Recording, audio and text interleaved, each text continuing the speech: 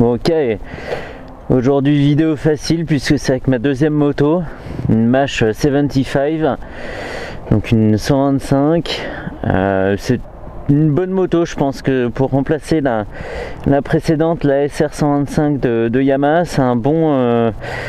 c'est un bon choix. Il y a un disque à l'arrière alors que la Yamaha avait un tambour. Il y a une fourche inversée, c'est pas mal. Le disque à l'avant est un peu plus grand, je crois.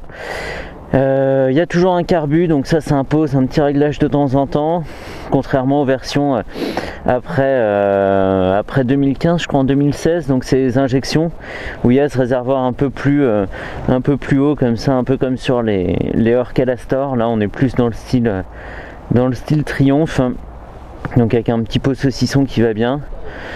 Et donc voilà, bonne moto, grosso modo, hein. Enfin il y a toujours des petits inconvénients. Il y en a un tout de suite que je peux donner. Il y a le fait de ne pas pouvoir démarrer tant qu'on a la béquille. D'habitude on peut démarrer avec la béquille et puis dès qu'on passe la première ça coupe. Là c'est un inconvénient puisqu'on ne peut pas laisser chauffer la moto par exemple le temps de finir de se préparer. En hiver c'est quand même pas mal. Donc ça c'est un peu dommage. Et l'autre point noir c'est ça quoi, c'est la visserie qui a tendance à rouiller. Et puis il y en a un troisième que j'aborderai après. Elle a tendance à rouiller en surface, voilà, ça fait petit truc, les choses sont exposées un peu aux éléments. Et d'habitude en tout cas chez Yamaha j'ai jamais vu ça, hein. Pas de visserie comme ça qui rouille. Et le dernier point négatif, et ça revient souvent dans les avis, et celle-ci on a été victime, c'est les problèmes électriques. Les problèmes électriques, et là sur celle-ci le faisceau est refait, mais c'est pas des motos comme les Bullitt, hein, d'ailleurs, hein. C'est pas des motos qui aiment trop l'humidité. Quand il pleut beaucoup, même en roulant comme ça on peut avoir des soucis, et le matin s'il a beaucoup plu la nuit on n'est pas sûr forcément de redémarrer. Donc voilà, c'est des choses qu'il faut surveiller. Je ne sais pas du tout si ça a été amélioré par la suite, mais c'est des choses à savoir, hein. Elles peuvent avoir des problèmes. Le moteur, c'est un moteur 125 qui développe à peu près 10 chevaux et demi, je crois. C'est un moteur Suzuki. Il n'est pas fabriqué sous licence Suzuki, mais c'est dérivé, là j'ai peur de dire une bêtise, hein. Je dirais que c'est dérivé de la GN, mais je suis pas sûr. Et sinon moto sympa, moins de pêche que la SR, mais on retrouve les sensations de la 125 quoi, des motos hyper agiles où on peut vraiment se balancer. Et moi c'est ce que j'aime dans les 125. Bon là j'en fais un peu des caisses, mais bonne moto. Et puis surtout elles ont eu les Mash quand elles sont apparues, donc c'était encore les versions orange avec le damier blanc et noir là, mais elles ont eu au moins le mérite de lancer, voilà, un peu de concurrence dans le marché des 125. Et c'est à ce moment-là qu'on a vu apparaître des 125 un peu sympas comme les Orcal et tout ça. Donc ça c'était vraiment c'est vraiment cool. Je dirais que c'est vraiment là que tout a commencé quoi. Bon voilà, c'est pas la vidéo la plus intéressante parce que c'est une moto qui est sortie depuis quelques temps, mais voilà, j'en profitais de la prendre exceptionnellement pour aller au boulot. Et sinon on est plutôt bien équipé, hein. Il y a un indicateur de rapport engagé, ce qui est plutôt rare sur une 125. Et à part ça, non voilà, elle est déjà super bien équipée. Ça c'est pas le guidon d'origine, hein. Le guidon d'origine remonte un petit peu plus. Celui-ci a été changé, il est un peu plus large. Je trouve que ça apporte un peu plus de maîtrise. C'est un truc pertinent à faire, ouais.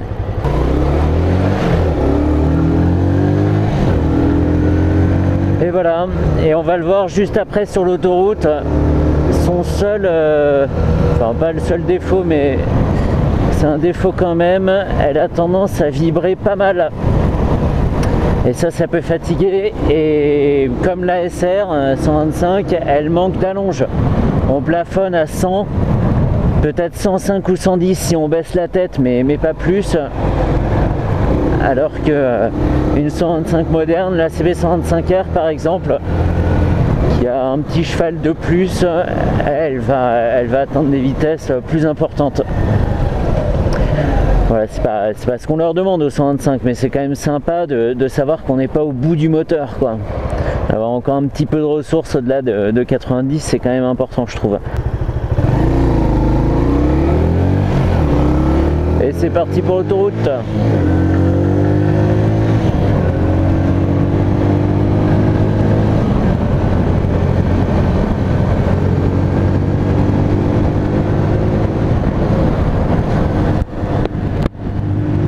Donc voilà, hein. Là je suis à fond de poignée, on est à 80.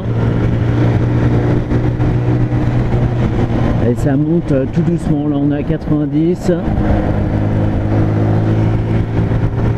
Mais on n'est pas ridicule au milieu du trafic, hein.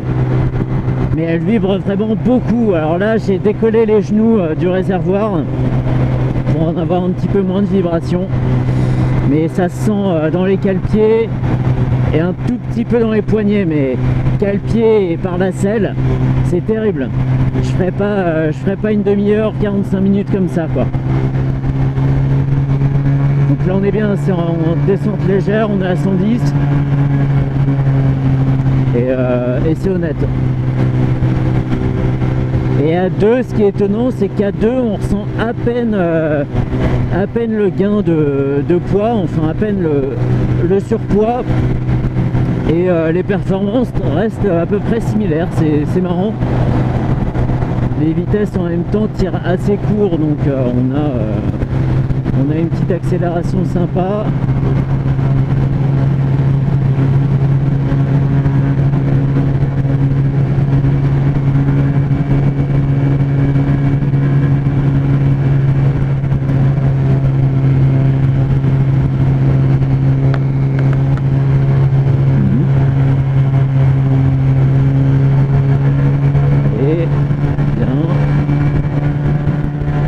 Quand je disais qu'on n'était pas ridicule, on double des gens et tout, hein. C'est la folie.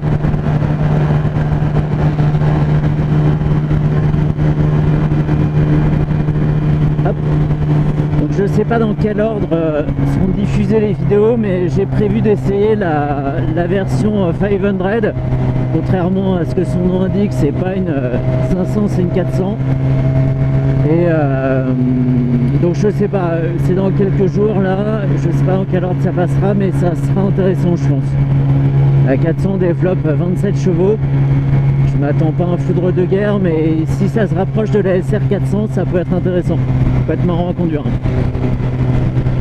Oui, encore une fois, je roule sur autoroute, hein, et pas dans les grands espaces, mais c'est comme ça, je vais au boulot, donc c'est autoroute. Après il y a aussi le freinage, hein. Il manque de mordant, mais par contre il est endurant. Il est endurant, c'est mou hein, globalement à la commande, mais il freine vraiment convenablement. Mais il attaque pas sec, quoi. Et il est endurant. Si vous êtes à 2 et qu'un feu rouge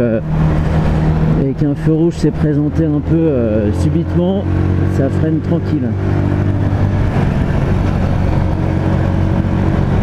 Ça ressemble à un circuit, mais il faut faire hyper attention.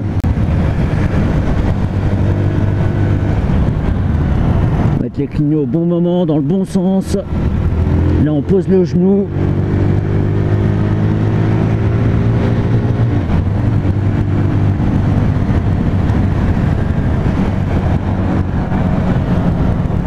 Hop là, ça s'arrête tranquille. Très bonne moto pour apprendre aussi, hein. Comme elle est toute ronde, enfin le moteur est pas brusque, le freinage non plus, tout ça, ça va quasiment tout seul, quoi.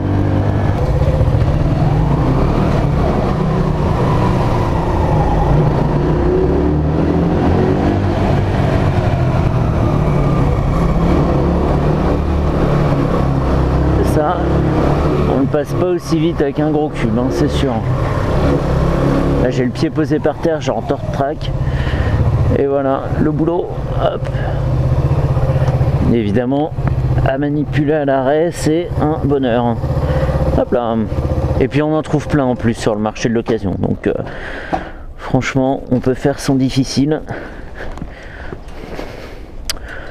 bonne moto. Et puis les pièces se trouvent évidemment et ça coûte pas cher. Ça c'est bien ça. Et puis on peut faire plein de trucs soi-même. Voilà, terminé.